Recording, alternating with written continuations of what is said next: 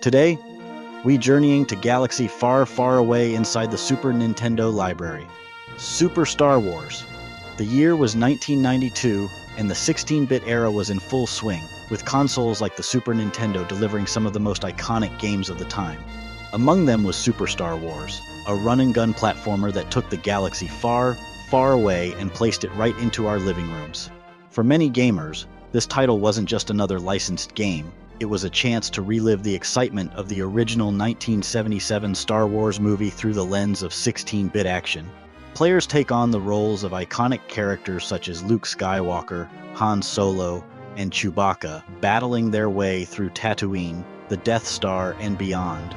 It wasn't just about the lightsabers and blasters. The game delivered a nostalgic yet challenging experience that tested your reflexes and memory of key Star Wars moments. For many kids of the early 90s, this game was an instant classic.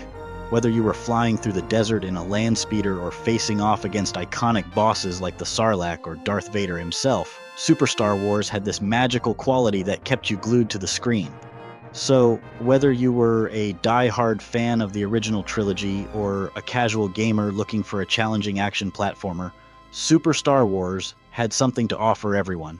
It's a game that captures the essence of the Star Wars universe while providing a solid gameplay experience. And even after all these years, it remains one of the best movie tie-in games to ever hit the Super Nintendo. The story of Super Star Wars mirrors the plot of the original 1977 film Star Wars Episode IV. A New Hope, though it takes some creative liberties to adapt the space epic into a video game format.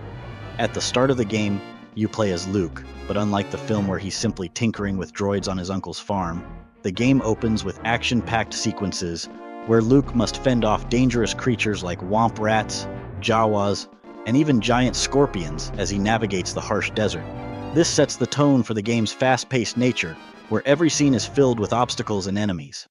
The game follows the key beats of the movie, but in typical video game fashion, it expands on certain moments to give players more action. For instance, in the movie, Luke's encounter with the Jawas is brief, but in Super Star Wars, it turns into a full-blown mission where you battle through hordes of them, leading to a showdown with a massive sandcrawler.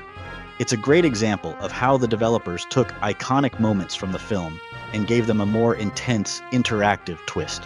As the story progresses, Luke joins forces with the smuggler Han Solo and his co-pilot Chewbacca, which allows players to switch between these characters. This was a key feature of the game, giving fans a chance to play as some of their favorite characters from the Star Wars universe. The plot thickens when Luke meets Obi-Wan Kenobi, who reveals his destiny as a Jedi Knight and introduces the legendary lightsaber into the gameplay. From here, the game follows the movie's plot of rescuing Princess Leia from the clutches of Darth Vader and the Empire aboard the Death Star. However, much like the Tatooine section, the game takes liberties by adding more enemies, expanding levels, and introducing new challenges that aren't present in the film. The final act of the game is where Super Star Wars really hits its stride, mirroring the thrilling climax of A New Hope. Players get to experience the iconic trench run on the Death Star, as Luke pilots his X-Wing in a fast-paced, top-down shooter level. It's a faithful reimagining of one of the most beloved moments in movie history, but with an extra layer of intensity that only a video game can provide. The story ends in a blaze of glory, with Luke destroying the Death Star and securing a victory for the Rebel Alliance. Just like in the movie, while the game stays true to the main events of A New Hope, Super Star Wars adds enough new twists and expanded scenes to keep even the most hardcore Star Wars fans on their toes. Whether it's fighting through waves of stormtroopers or navigating dangerous landscapes, the game brilliantly translates the film's epic space adventure into a hands-on, action-packed experience that still holds up today. Super Star Wars is a textbook example of early 90s action platformers, but it elevates the formula with fast-paced action, a variety of playable characters, and challenging level design. The game blends run-and-gun mechanics with platforming, while also throwing in a few vehicle levels to mix things up. It's a tough but rewarding experience that keeps you on your toes from start to finish, with a relentless wave of enemies, tricky platforming sections, and boss fights that test your reflexes and patience. At its core, Super Star Wars follows the basic mechanics of many action games of its era. You'll spend most of the time running from left to right, blasting enemies, jumping between platforms, and collecting power-ups. However, What sets it apart is how it incorporates the Star Wars theme into every aspect of the gameplay. Each of the three playable characters, Luke Skywalker, Han Solo, and Chewbacca, brings their own unique gameplay styles to the table. Luke starts off with a simple blaster, but as you progress, you eventually get access to the iconic lightsaber. Once you have it, Luke's gameplay takes on a more melee-focused approach, allowing you to slash through enemies at close range, and it feels incredibly satisfying to wield. The gameplay alternates between on-foot action and vehicle-based levels, providing a nice change of pace. The vehicle segments, like the Landspeeder level on Tatooine and the X-Wing trench run on the Death Star, stand out as some of the game's most memorable moments. Another key aspect of Super Star Wars is its difficulty, which was pretty typical of games from this era. The game doesn't hold your hand, enemies swarm the screen, and the platforming segments are unforgiving. It can be brutal at times, with some levels requiring pinpoint precision to navigate tricky jumps while avoiding incoming blaster fire. Boss fights are another major challenge, often requiring players to memorize patterns and strike at just the right moment. The controls are tight and responsive, which is critical given the difficulty. Each character feels different enough to add variety, and the level design takes full advantage of their abilities. While the on-foot levels focus more on platforming and combat, the vehicle levels emphasize speed and precision. This variety keeps things engaging as you move from one iconic scene of the Star Wars universe to another. Super Star Wars strikes a great balance between paying homage to the film while delivering a fast-paced, challenging gameplay experience. Whether you're a Star Wars fan or just someone who loves a tough action platformer, this game has plenty to offer with its unique blend of character abilities, varied levels, and relentless difficulty. The graphics and sound of Super Star Wars were truly standout elements for a game released in 1992. On the Super Nintendo, developers' sculptured software in LucasArts really pushed the limits of what the console could do. Starting with the graphics, Super Star Wars offered richly detailed environments that brought iconic Star Wars locations to life in pixel form. From the scorching desert landscapes of Tatooine to the cold, industrial interiors of the Death Star, the game does an impressive job of capturing the look and feel of the original film. The backgrounds are vibrant and packed with detail, especially in the sandcrawler levels, where you can see moving gears, machinery, and other intricate details that give a sense of scale and depth to the world.